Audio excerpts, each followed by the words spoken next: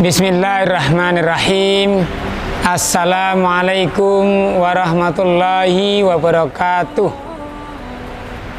Alhamdulillahirabbil alamin. Wassalatu wassalamu ala asrafil anbiya'i wal mursalin wa ala alihi wa ashabihi ajma'in. Amma ba'd. Anak-anakku sekalian yang salih dan salihah, yang sedang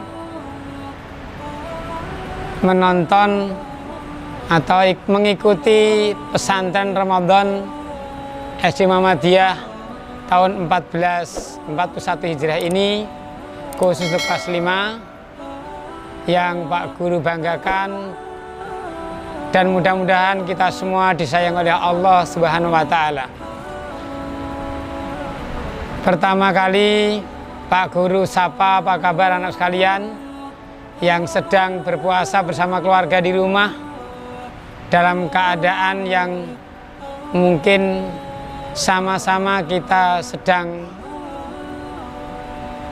isolasi diri di rumah kita masing-masing. Tetapi mudah-mudahan Ramadan ini lebih nikmat kita rasakan karena kita bersama-sama keluarga selalu di rumah, bisa berbuka bersama, sahur bersama, dan sholat bersama keluarga di rumah. Ini mungkin salah satu dampak positifnya, kalau kita ambil positifnya, bencana wabah COVID-19 ini. Anak sekalian yang berbahagia, di sini Pak Guru akan menyajikan materi pesantren Ramadan yang kebetulan Pak Guru kebagian materi pembentukan atau membentuk pribadi yang berakhlak mulia. Anak sekalian yang Pak Guru banggakan, bulan Ramadan adalah bulan yang suci, bulan yang penuh keberkahan dan rahmat Allah. Maka mari kita jadikan bulan Ramadan sebagai bulan tarbiyah. Syahrul tarbiyah adalah menjadikan bulan ini sebagai bulan pendidikan. Nah, apa saja yang harus dididik dalam bulan Ramadan ini? Ingat anak sekalian, mulai sekarang mencatat. Nah, apa yang harus jadikan pendidikan ini, pendidikan apa saja? Yang pertama adalah pendidikan iman dan takwa. Kenapa? Karena bulan Ramadan menuntut kita semua, orang yang beriman, untuk senantiasa melaksanakan ajaran Islam. Puasa Ramadan yang mesti diwajibkan oleh Allah Subhanahu wa Ta'ala. Iman seseorang akan teruji di bulan Ramadan ini. Coba misalnya anak sekalian, kalau puasa Ramadan itu orang yang tidak beriman, bisa saja dia pura-pura ikut sahur, ketika tarawih ikut tarawih, ya subuhan ikut subuhan, tapi gitu siang hari dia di rumah sendiri, misalnya di kamar sendiri, karena hausnya dia minum. Batalkan puasanya? Itu namanya imannya belum benar. Bagaimana orang yang beriman dalam melaksanakan puasa? Di dalam keadaan dia sendiri maupun dia bersama-sama selalu menjaga puasanya untuk tidak batal dan bahkan tidak juga rusak karena perkataan dan perbuatan yang sia-sia. Ini yang beriman. Maka kita jadikan bulan ini sebagai bulan pendidikan agar mendidik iman takwa kita kepada Allah benar-benar menjadi orang yang bertakwa, yang sungguhnya, yang kata Allah nanti kelak setelah selesai Ramadan kita akan menjadi umat yang la'allakum tattaqun, menjadi umat yang bertakwa. Kedua anak sekalian, pendidikan akhlak, karena akhlak merupakan pendamping ketakwaan dan akhlak sebagai wujud dari orang yang beriman. Ingat anak sekalian, sering kita dengarkan kata Rasulullah dalam hadisnya, a'malul mu'minina imanan ahsanuhum khuluqan. Kesempurnaan keimanan seseorang itu tergantung pada akhlaknya. Maka di bulan Ramadan ini kita dididik untuk menjadi orang yang berakhlak mulia. Bagaimana kita bergaul dengan orang, harus menjaga lisan agar puasa kita tidak rusak. Apalagi kita bergaul dengan orang lain yang belum berteman dengan kita atau orang lebih tua dari kita, bahkan orang tua kita. Dan termasuk akhlak kita kepada Allah Subhanahu wa ta'ala dalam saat kita berpuasa, agar senantiasa kita menjaga lisan, perbuatan, sikap kita senantiasa lurus, benar, tidak melakukan hal-hal yang menimbulkan dampak negatif dalam kehidupan kita dan orang lain. Nah, maka dalam membentuk pribadi yang berakhlak mulia ini, Pak Guru pertama mengambil tentang adab dalam beribadah kepada Allah Subhanahu wa ta'ala. Bagaimana kita dalam beribadah kepada Allah Subhanahu wa ta'ala? Ibadah apa saja yang sekarang kita lakukan? Satu, kita mesti anak-anak sekalian selalu membaca Al-Quran. Nah, adab membaca Al-Quran itu harus difahami, kemudian dilakukan, diikuti. Bagaimana anak sekalian akhlak atau adab baca Al-Quran itu? Pertama, orang yang membaca Al-Quran itu harus suci dari hadas besar maupun kecil. Maka ketika anak-anak mau membaca Al-Quran, tadarus atau menghafal, biasakan anak-anak selalu berwudu terlebih dahulu, kemudian pakai busana yang bagus, kemudian duduk sila yang baik, bersimpuh syukur menghadap kiblat. Al-Quran disangga dengan bangku kecil atau tempat sangga Al-Quran, atau dipegang dengan tangan. Adab membaca Al-Quran. Maka ketika ada anak setoran lewat video call, setoran hafalan Al-Quran kok OT-OT pakai celana pendek, Pak Guru tidak terima, tidak menerima setorannya itu. Ulangi, wudu dulu, berbusana yang baik. Anak biasa di rumah pakai sarung, kemudian pakai baju yang bagus, syukur pakai baju koko, pakai kopiah, peci, baru membaca Al-Quran. Itu namanya adab membaca Al-Quran. Al-Quran tidak boleh dibaca sembarang orang, tidak suci kemudian ditaruh di tempat sembarang tempat, tidak bisa.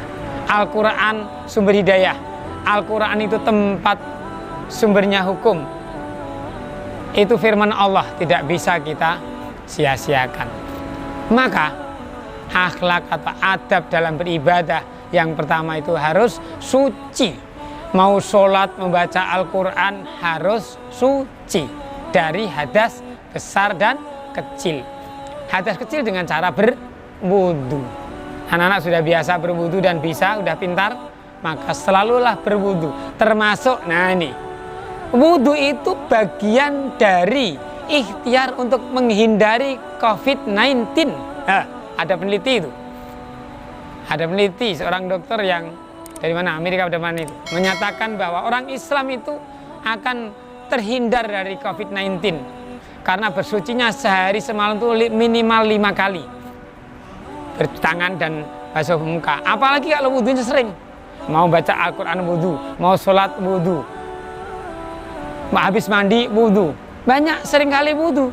maka akhirnya sucilah, dan insya Allah Allah menghindarkan orang-orang yang senantiasa suci itu dari wabahnya yang diciptakan ini, yang namanya wabah corona. Insya Allah anak-anak sekalian, bersama keluarga dan semua kita, terlebih keluarga besar SD Muhammadiyah, iya, baik Pak Guru, karyawan, anak-anak sekalian, keluarga anak-anak semuanya, sama-sama kita mohon kepada Allah terhindar dari COVID-19. Dan kita berdoa semoga Allah segera mencabut kembali COVID-19 dari bumi yang kita cintai ini. Yang pertama, suci, itu adab kita beribadah kepada Allah. Yang kedua, berbusana yang sopan dan menutup aurat. Itu berbusana sopan dan menutup aurat. Kalau kita sholat kok pakai celana pendek, dunggulnya kelihatan, nggak sah, nggak nutup aurat, dan tidak sopan. Di sekolah aja ketika anak-anak berangkat sekolah tidak pakai celana panjang gitu, celana pendek, lupa itu kan, nggak bakal nyampe di sekolah diterima oleh Pak Guru, kan begitu. Itulah kesopanan dalam berbusana. Yang ketiga, adab saat kita sholat. Nah, bagaimana kita saat kita sholat? Sikap kita harus khusyuk, kita merasa bahwa saat sholat itu kita berhadapan dengan Allah, seakan-akan kita bicara kepada Allah. Maka Rasulullah pernah menyampaikan, antak budalah ka anaka tarahu fa ilam takun tarahu fa innahu yaraka. Jika engkau sedang beribadah kepada Allah, seakan-akan engkau melihatnya. Kalau tidak bisa demikian, merasalah bahwa Allah itu melihat kita, anak sekalian. Maka ketika kita sedang sholat, hendaknya kita merasa bahwa kita itu sedang berbincang-bincang sama Allah. Maka tidak boleh dibarengi dengan sikap-sikap yang tidak baik. Itulah sikap kita kepada Allah. Nah, yang selanjutnya adalah adab kepada kedua orang tua dan guru. Anak sekalian, orang tua kita adalah orang yang nomor satu paling berjasa untuk anak-anak sekalian, untuk kita semua. Coba anak-anak merasa apa tidak? Sejak kecil, bayangkan kalau sekarang anak-anak punya adik, yang adik-adik itu bagaimana orang tua mengurusinya? Dari mandikan, dari mencuci popoknya, celananya, semuanya nyuapin dan menyusuinya sampai 2 tahun. Anak-anak harus merasakan seperti itu. Ketika sudah merasakan, maka pastilah anak-anak punya rasa hormat kepada orang tua. Nah, bagaimana sikap kita kepada orang tua dan guru? Karena guru itu adalah orang tua kedua setelah ayah dan ibu. Maka saat mendaftarkan, biasanya ayah dan ibu itu menitipkan, anakku ini jadikanlah anakmu di sekolah, Pak Guru, Bu Guru, monggo dimong dan selanjutnya. Nah, maka Pak Guru, Bu Guru sekolah itu menjadi orang tua kedua, maka yang sama-sama wajib dihormati. Maka tidak boleh anak-anak sekalian dengan Pak Guru, Bu Guru itu membantah, kemudian berani ngelawan, itu akan menjadi anak durhaka. Sama ketika dengan orang tua juga tidak boleh yang demikian. Maka yang pertama, tidak boleh memandang orang tua dengan pandangan yang tajam. Oh, dengan orang tuanya kok mandangnya kayak setengah marah. Kalau dengan temannya, kadang temannya sampai takut. Nggak boleh seperti itu. Pandanglah dengan wajah yang ramah, senyum yang manis, cantik, maka orang tua akan senang. Yang pertama. Yang kedua, tidak boleh meninggikan suara ketika berbicara dengan orang tua. Nah, ayah ini, ibu ini, tidak boleh. Maka Allah melarang dalam ayatnya itu. Janganlah engkau berkata kepada kedua orang tuamu. Itu. Janganlah engkau berkata kepada orang tuamu. Itu merupakan perkataan yang dosa. Kita tidak boleh. Yang ketiga, tidak mendahului mereka dalam berkata-kkata. Nah, ini hati-hati ya anak sekalian, kalau ngobrol dengan ayah ibu, jangan sampai nyelahi. Ayahnya masih ngasih nasihat atau menjelaskan apa, anak langsung duluin berkata, itu tidak boleh. Tunggu sampai orang tua dalam menyampaikan nasihatnya, perkataan itu selesai, baru nyambung. Termasuk pada orang lain demikian juga. Itulah adab pada orang tua. Yang ketiga, yang keempat, tidak duduk di depan orang tua. Yang orang tua itu tidak duduk karena nggak bagian tempat. Nah, ini juga bagian dari adab akhlak pada orang tua. Persilakan orang tua untuk duduk.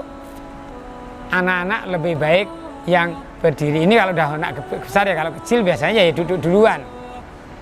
Ini bagian dari adab pada orang tua. Yang terakhir, yang kelima adalah mengutamakan orang tua daripada diri sendiri atau bahkan orang lain. Misalnya nih, dipanggil orang tua, Anissa, kerjaanku belum selesai, nanti dulu lah. Tak boleh seperti itu. Anissa, oh ya ibu, oh ya ayah. Kalau orang Jawa, dalam ibu, dalam ayah. Segera menyaut panggilannya, kemudian mendekat. Mau dikasih apa? Jangan dipanggil-panggil, hai Anissa. Padahal ayah mau atau ibu itu mau ngasih duit. Gara-gara Anissa nggak segera nyaut panggilannya, nggak jadi ayah ngasih duitnya. Itu bagiannya anak yang tidak segera menyaut panggilan orang tua. Maka ketika dipanggil orang tua, bersegeralah untuk menyahut panggilannya dengan jawaban yang mesra. Dalam ibu, dalam ayah, iya ayah, iya ibu, ada apa? Ya, jangan dipanggil diem atau pas nyaut, ada apa sih? Tidak boleh. Kata-kata si itulah yang ganti sama itu nilainya, si dengan Maka jangan terbiasa menggunakan kata-kata apa sih? Sama buruk, sama buruknya. Tidak dibolehkan.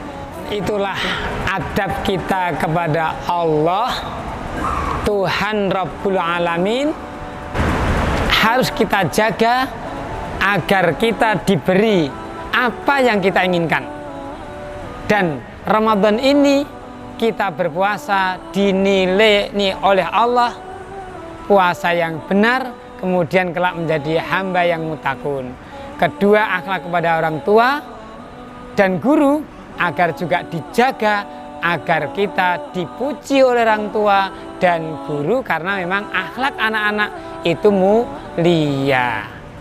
Untuk itu, inilah bulan Ramadan kita jadikan sebagai bulan pendidikan, mendidik nilai keimanan ketakwaan dan mendidik akhlakul karimah. Maka setelah Ramadan nanti anak-anak ibaratnya menjadi santri 1 bulan Ramadan, apalagi lagi lockdown ini kan. Lockdown ini kan di rumah, nyantri aja di rumah bersama ayah dan ibu. Nanti selesai Ramadan menjadi alumni santri Ramadan yang menjadi anak yang solih dan solihah. Demikian sekali lagi Pak Guru doakan mudah-mudahan anak bisa berpuasa dengan sampai akhir Ramadan tanpa ada gangguan apapun, selalu sehat, lancar, tidak diganggu oleh sakit dan macam-macam, kemudian keluarga tetap terlindungi oleh Allah Subhanahu wa taala dari COVID-19. Dan mari kita santai berdoa di bulan Ramadan ini, Allah segera mencabut kembali corona dari bumi pertiwi yang kita cintai ini. Demikian materi yang dibawakan pada Pak Guru kali ini. Mudah-mudahan anak-anak bisa menyimaknya dan mencatatnya menjadi pelajaran di hari ini. Ini adalah hari yang ke-10 Ramadan 1441 Hijriah.